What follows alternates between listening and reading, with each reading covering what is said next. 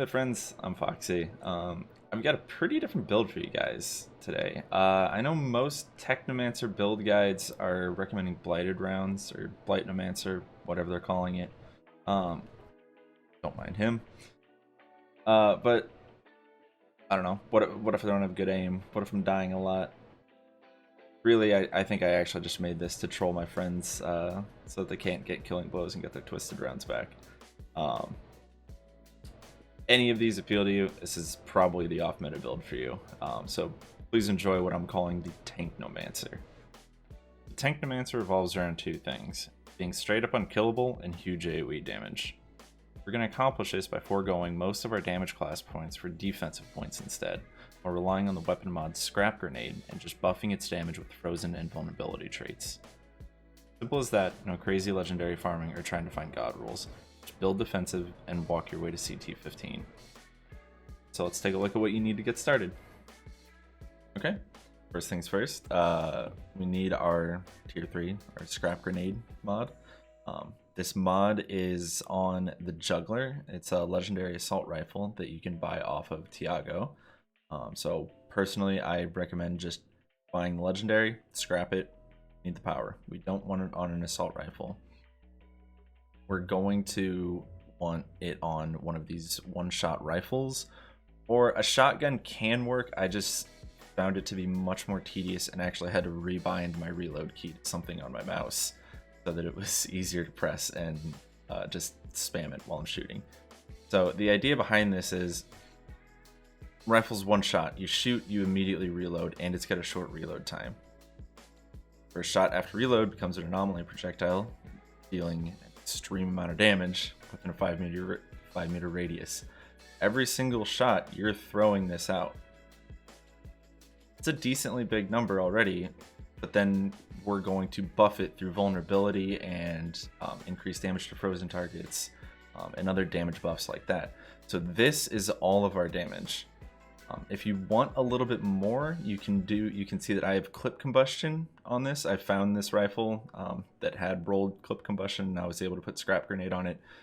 This is about as much damage as I can do right now. It's nice because we're always in melee range, so we're doing this shockwave around us every time, or every other time, I guess, we reload, because it's a 2-second cooldown. There is a tier 3 that does something similar. I can't remember the name of it off the top of my head right now, but I will probably upgrade to that at some point.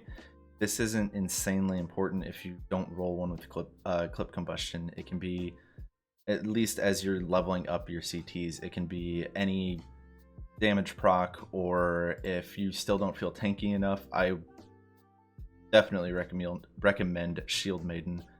I actually ran this, I think, for a while, up until I got this one. I think I still have the rifle. Shield Maiden and Scrap Grenade. This is what I ran for most of this. After I did finally find a rifle with clip combustion on, I swapped over. Alright, let's talk about skills and our class points. Blighted Turret, Cryo Turret, Fixing Wave. These two are rather important just for the damage that they do, and obviously the freezing. We need everything frozen. They also are going to be our main source of healing ourselves, because we're get into it a little bit later, but we'll be stacking a lot of skill leech. As long as these two are down, we are healing an insane amount. It is impossible for us to die. Fixing Wave, if you fall behind and you don't have your turrets out, it's kind of a nice panic button to hit. I did have Tools of Destruction for a while, but the minigun damage, it just felt bad to press. There was no real reason for me to run it anymore, so we swapped to Fixing Wave just simply to have a panic button that for whatever reason our skill leech wasn't enough. Class talents, obviously most people go up here. This is your normal, the Pestilence build. We just want to be tanky. We don't care about our weapon damage, anything like that. So you can see it's a lot of, max health, max health, max health. That's 40% increased max health, 40% more armor, skill leech, Yep, weapon leech. It's all about healing ourselves. Wipeout is nice. This is what I'm talking about when we're not buffing our weapon damage and stuff like that. We want flat damage increases so that we can increase the damage that weapon mod is going to put out. So this is kind of an execute talent. Enemies below 30% health receive 20% more damage. Exposing frost. Every time freeze is inflicted on an enemy, vulnerable status is inflicted as well. That's great for us. We've got 2 turrets that are freezing everything in sight. Marked for execution. Vulnerable afflicted on an enemy is 40% more effective. More damage. It's those flat buffs that we want. Okay, we've talked about our weapon mods, our talents, our skills. Go over armor mods. We are going to need a few defensive armor mods just to make sure that we are legit unkillable. So I don't have all of the ones that I ran while I was progressing through CT levels on my armor still. So I will probably just put screenshots of them on the screen here as I talk about them. Damage absorber, I know I still have that one. That one is very solid. Rejuvenation, I don't have that one on my gear anymore. I'll have that one pop up on the screen for you guys. Emergency stance, I definitely still run, as you get the golem protective effect for 4 seconds whenever your health dips below 30%. It's solid. I think those were my big main defensive ones. As I talked about during the weapon mod one, I would occasionally put Shield Maiden on if I was like super scared. But beyond that, it's going to just be like damage buffs. The really important one is going to be this freezing boost, so that we do 15% increased damage against our enemies that are frozen. Beyond that, where's my ice component? Ice component is very important as well. That's going to turn our blight turret that we took earlier, as I was talking about. It's going to freeze everything now. It's really solid. We want everything frozen so that we can do increased damage to it. Aside from the mods that I already listed, Hail Shot is a decent one. I think I've used this the entire time as I was progressing through CT levels. It's going to increase your cryo turret's damage based off your status power.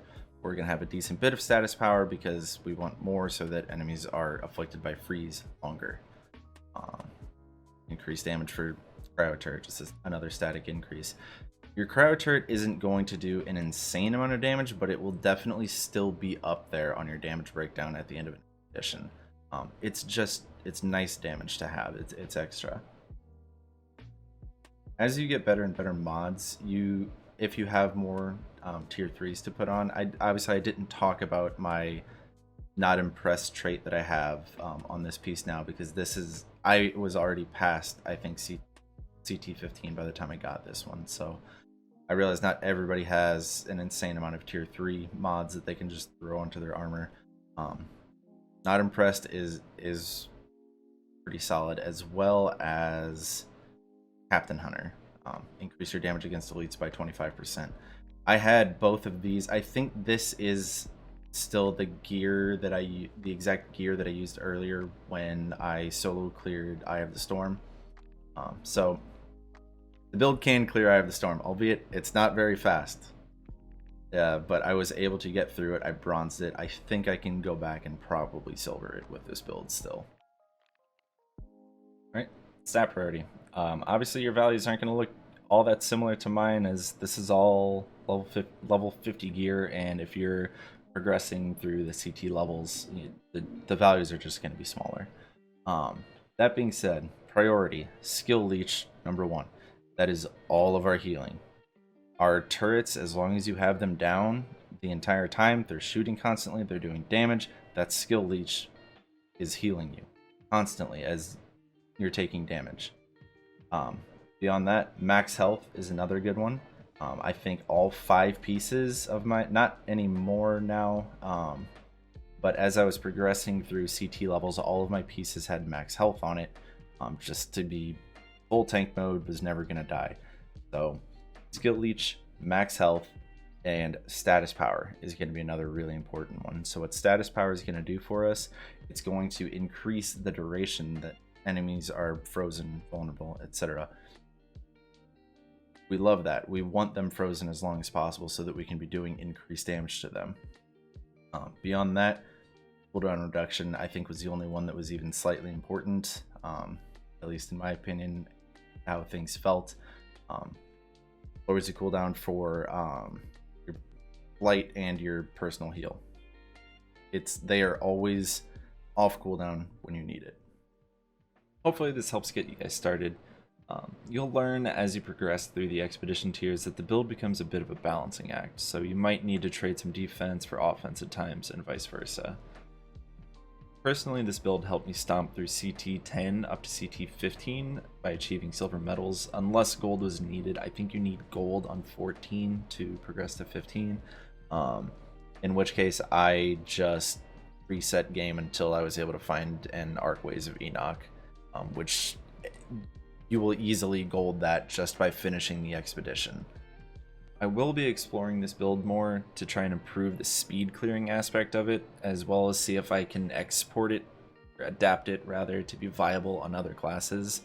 I'm currently leveling a Pyromancer that I'll be trying to make it work on. If you guys have a preferred class that you'd like me to try next, please let me know in the comments below. Thank you guys for watching.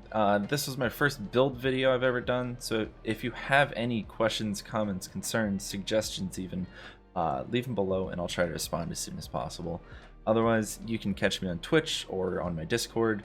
Links to those will be available in the description. If you'd like to see more of this content, please let me know. That's all from me though, friends. Good luck climbing your challenge tiers, and I'll see you next time.